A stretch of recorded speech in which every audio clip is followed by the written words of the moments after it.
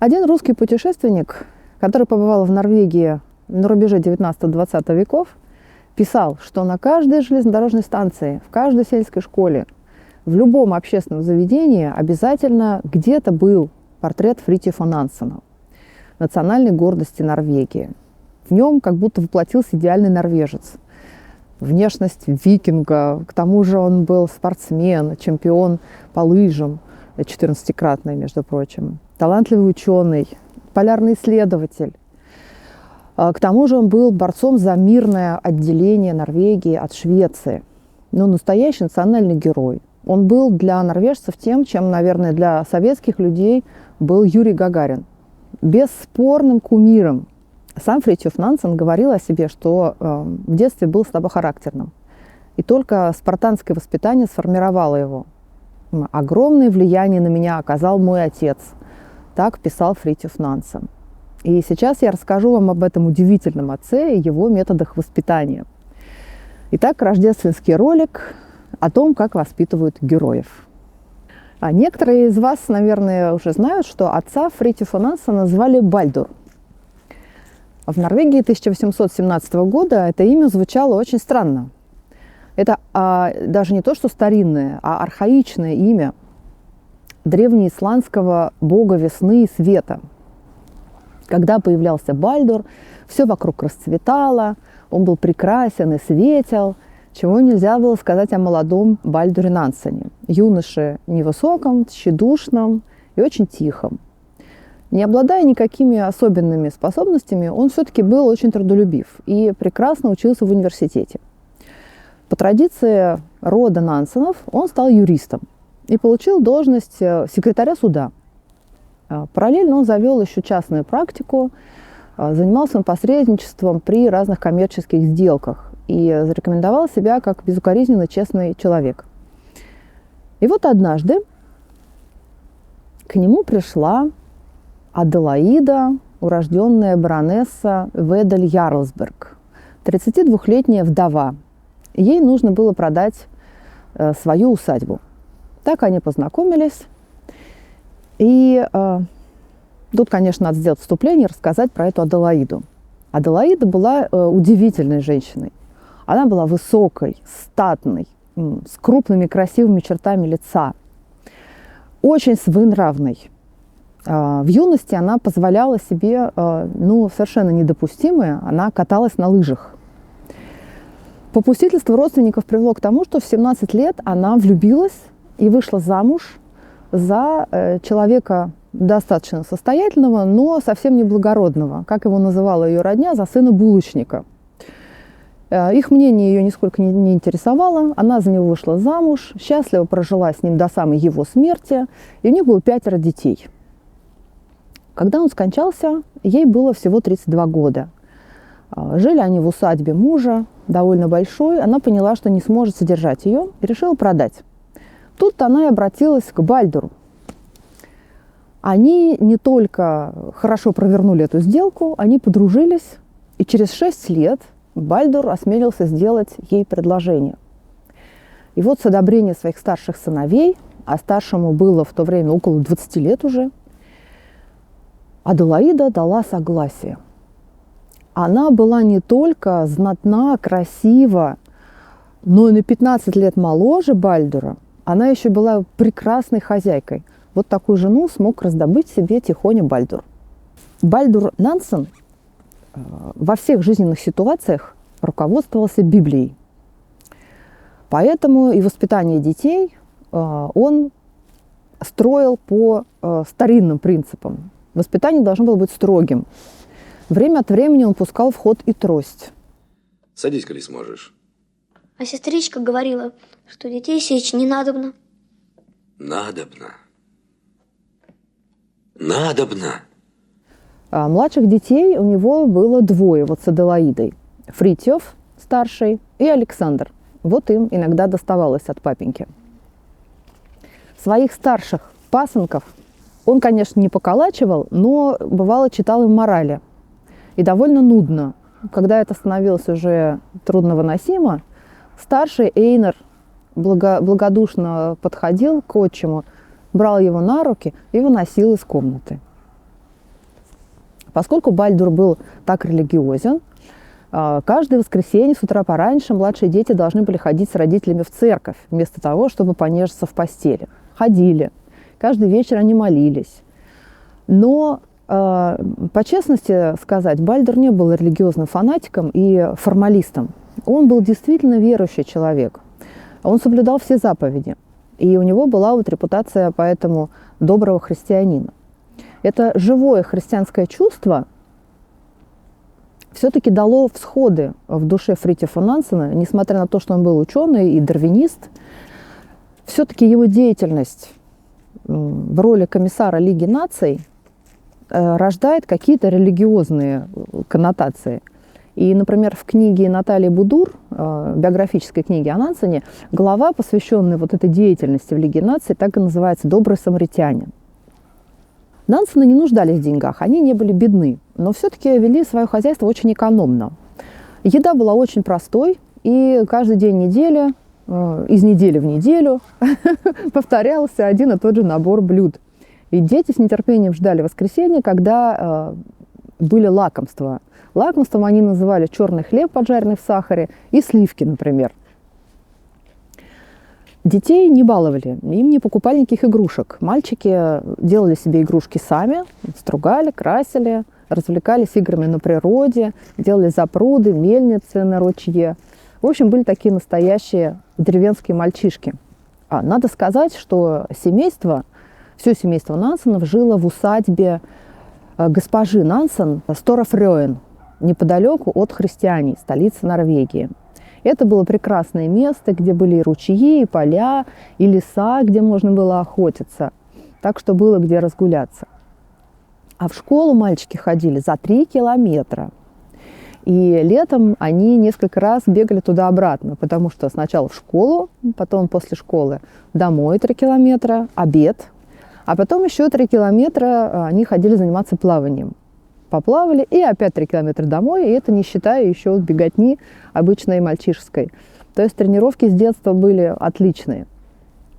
Когда дети приходили из школы, то не то чтобы они такие садились сразу и обедали, они должны были прислуживать за столом по очереди родителям и старшим своим братьям и сестрам.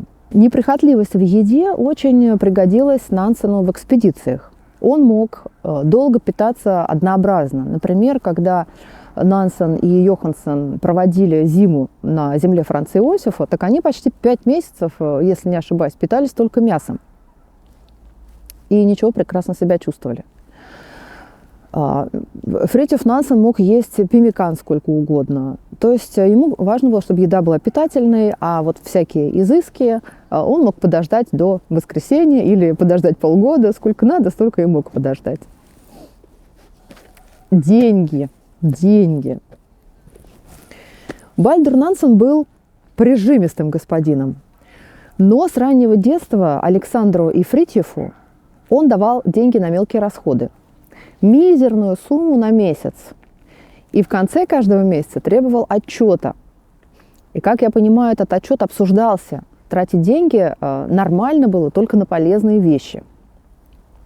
Дети настолько привыкли правильно тратить деньги, что однажды поразили даже собственных родителей.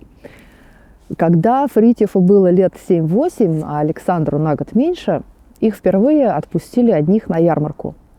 И денег им дали больше, чем обычно они получали в месяц. И вот через некоторое время дети пришли на ярмарку, там, конечно, продают всякие сладости, там всякие аттракционы, всякие игрушки продают. Дети возвращаются домой, и на все деньги они накупили полезные инструменты, всякие плотницкие и так далее штуки. Родители были потрясены настолько, что дали им еще денег, чтобы они теперь уже пошли и потратили их на развлечения. Ничего подобного. Дети опять вернулись с какими-то молотками, клещами и тому подобное. Дочь Фритьофа Нансена, Лив, вспоминала в своей книге об отце, что ей приходилось долго убеждать его купить ей новое платье. Не потому, что ему было жалко для нее денег, потому что он искренне не понимал, зачем нужно новое платье, когда это еще не старое. ей приходилось рассказывать, что, ну, вот я иду в гости, или будет бал, или мне хочется еще там новое платье. Конечно, в конце концов соглашался, но относился с осуждением к такой трате денег. И это человек, который всю свою Нобелевскую премию раздал на благотворительность, потратил исключительно на других людей, ничего не оставив себе. Тот же самый человек, который сам ездил 3 классом, как я уже рассказывала в своем предыдущем ролике. Лыжи. Невероятно, но факт. Отец, чемпион Норвегии по лыжам, никогда не занимался никаким спортом. Он был скорее маменькин сынок. Но он никогда не препятствовал своим сыновьям заниматься всякими мальчишескими проказами, и спортом, и лыжами, и всем чем угодно. К счастью, у них был старший сводный брат Эйнар, который как раз очень любил ходить на лыжах, ходил в дальние походы, на охоту в лес. И он брал с собой Фритьофа, как старшего из 2 младших. Фритьофа с собой брал. И Фритьоф очень хотел научиться отлично кататься на лыжах. У него в чуланчике были старые, ну, от кого-то, видимо, доставшиеся лыжи. Очень-очень страшные, разной длины. И родители почему-то не спешили покупать ему новые. Но один их состоятельный сосед увидел, как старательно Фритьоф тренируется, и обещал подарить ему новые лыжи. И через некоторое время действительно сдержал обещание и купил ему новые красные лыжи и ярко-голубую палку. В Норвегии катались раньше на лыжах с 1 палкой, а не с 2. И эти лыжи прослужили Нансену 10 лет. И он на них совершил много разных эскапад и научился прыгать с трамплина и ездить на лыжах не хуже, чем уроженца Телемарка, что было просто высший класс. Его брат Александр тоже отличный был лыжник, и в школе мальчики были самыми лучшими лыжниками. И многие ими восхищались, завидовали.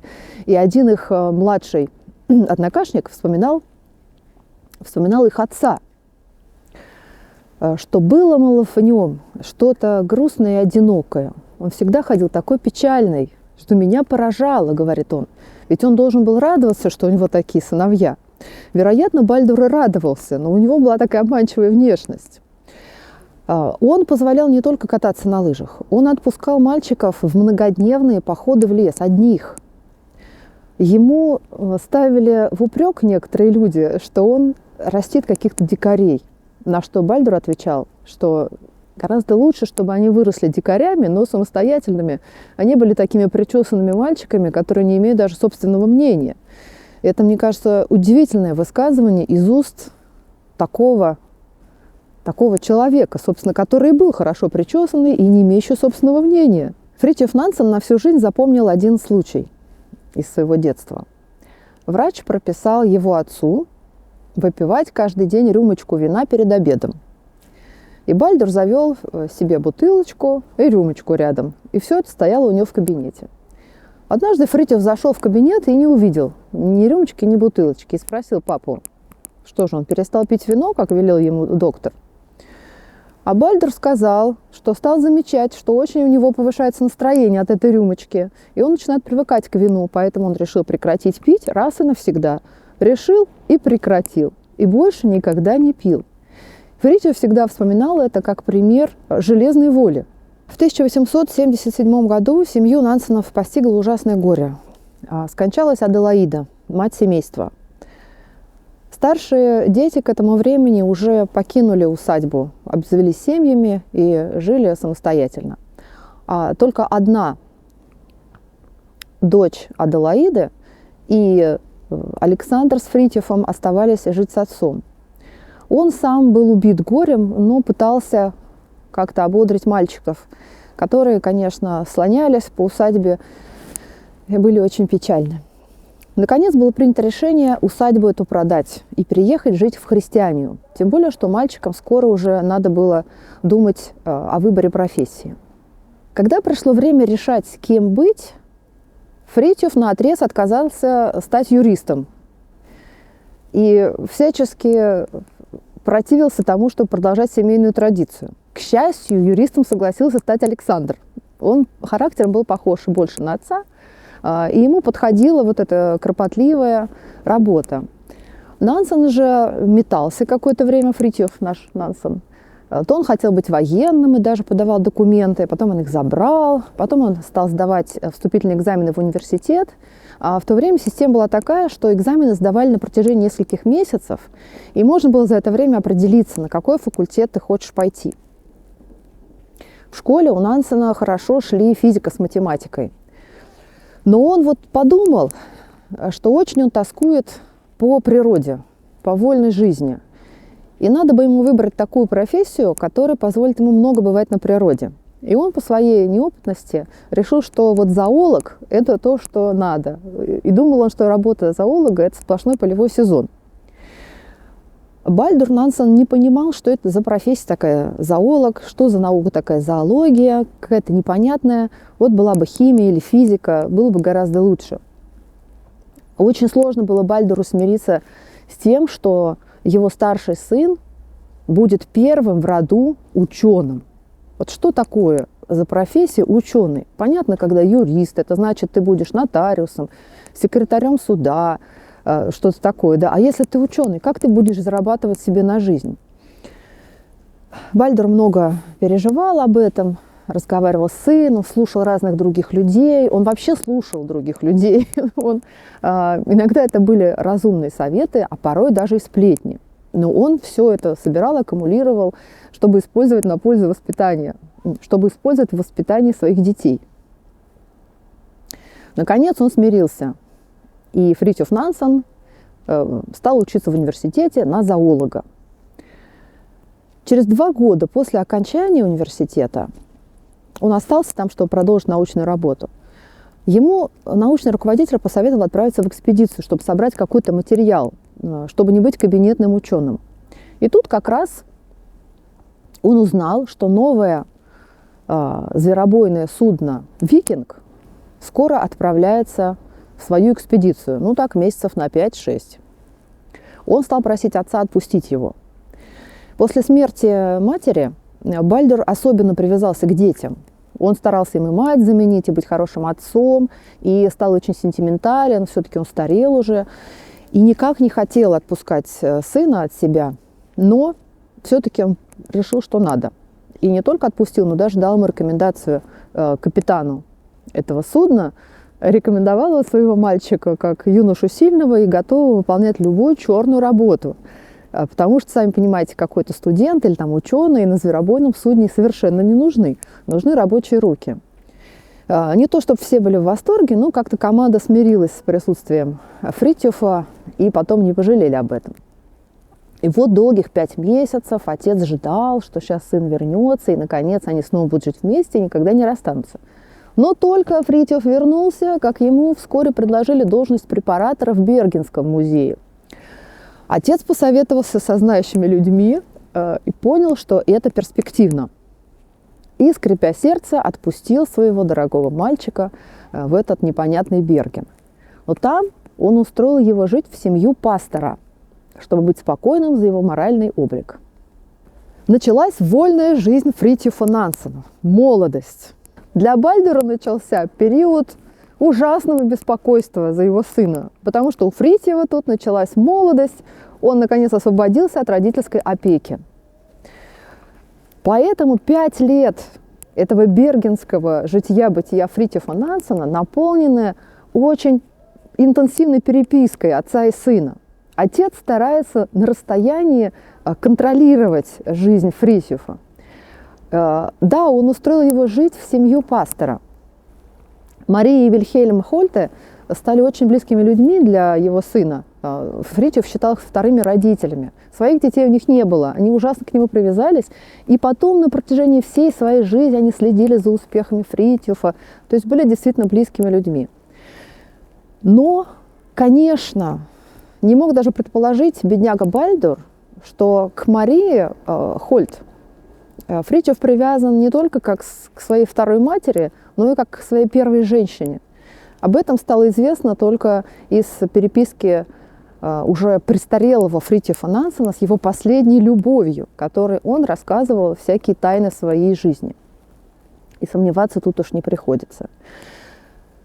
Всякие сплетни доходили до Бальдура, его это страшно беспокоило. Например, однажды Фритьоф приезжал навестить отца в Христианию, а по дороге в Берген он попал на вечеринку, и там лихо отплясывал с разными девушками, а потом отправился в Берген, уже не заезжая домой. И Бальдуру тут же донесли, что одна некая там Фрёкин Н оказывала слишком явные знаки внимания его сыну Фритьофу.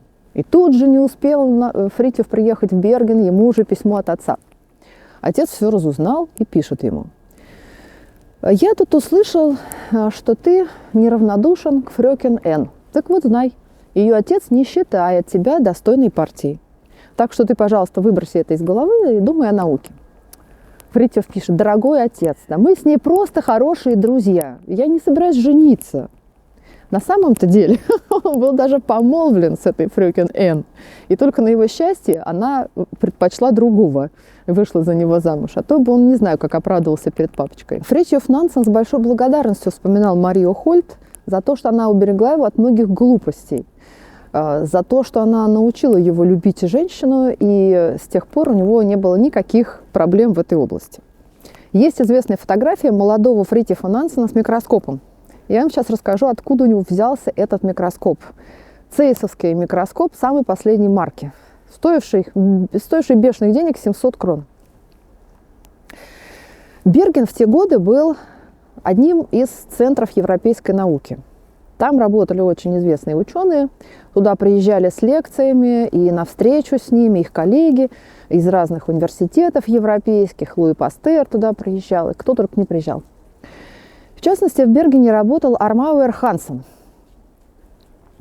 человек, который открыл бациллу проказы. И в Америке проказа так и называется болезнью Хансена. Они подружились с Фритьофом Нансеном, как старший товарищ, он с ним делился разными своими мыслями, советовал ему что-то. В частности, именно Хансен открыл Фритьофу Нансену дарвинизм. И в сознании Фритьофа произошла просто революция. Все его религиозное мышление, конечно, он учился в университете, он, конечно, был зоолог, но все-таки он жил в религиозной парадигме.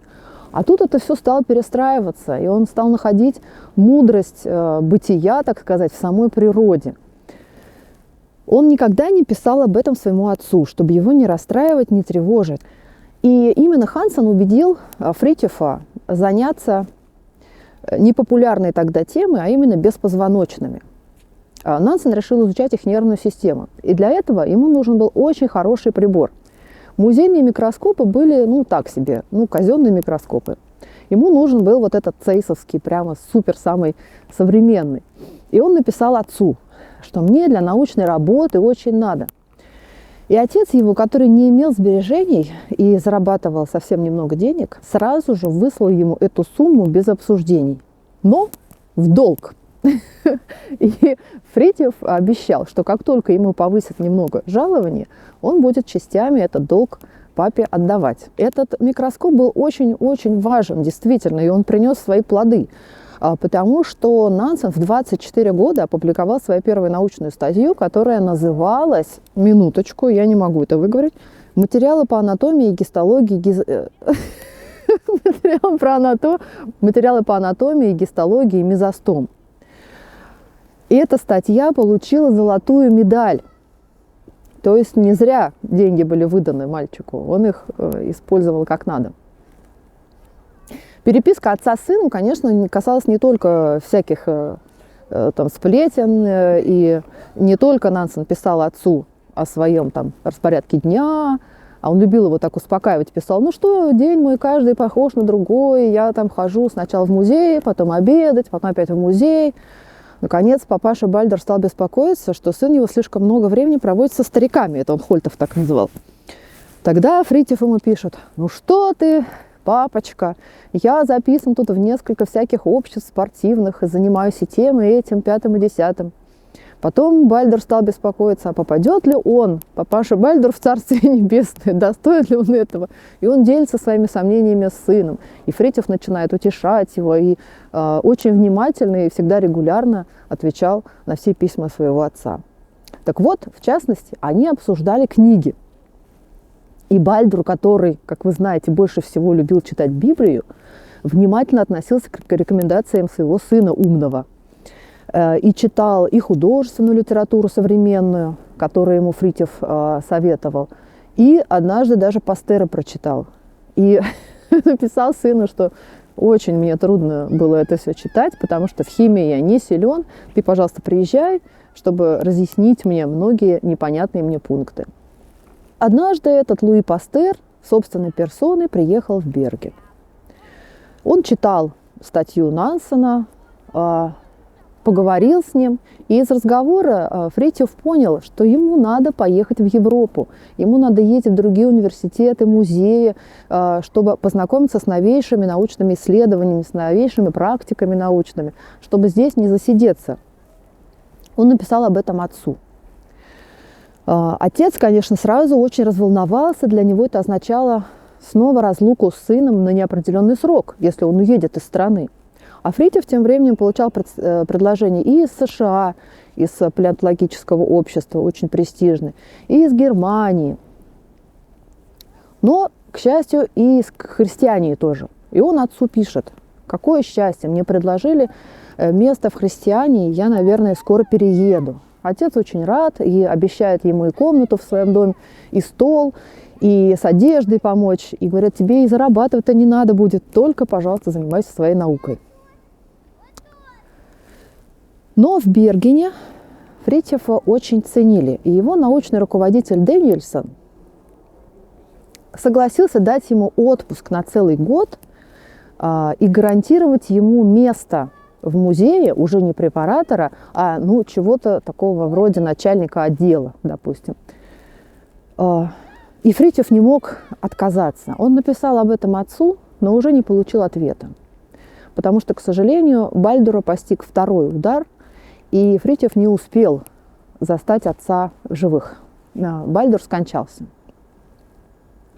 От природы у меня был слабый характер, но меня сформировало спартанское воспитание. Огромное влияние на меня оказал мой отец. Так, напоминаю, писал Фритьев Нансен. Я вам сейчас зачитаю одно из его писем отцу, и вы уж сами делаете вывод, насколько спартанским было это воспитание. Дорогой мой старичок, да, близок первый сочельник, которого мне не суждено провести дома. Близки веселые чудесные святки, которые в детских воспоминаниях рисуются верхом радости и блаженства.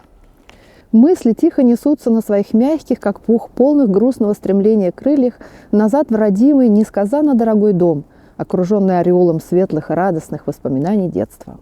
Сколько проведено там веселых рождественских праздников, как они были торжественно мирны, каким чистым, тихим, белым являлось Рождество, окутанное снегом.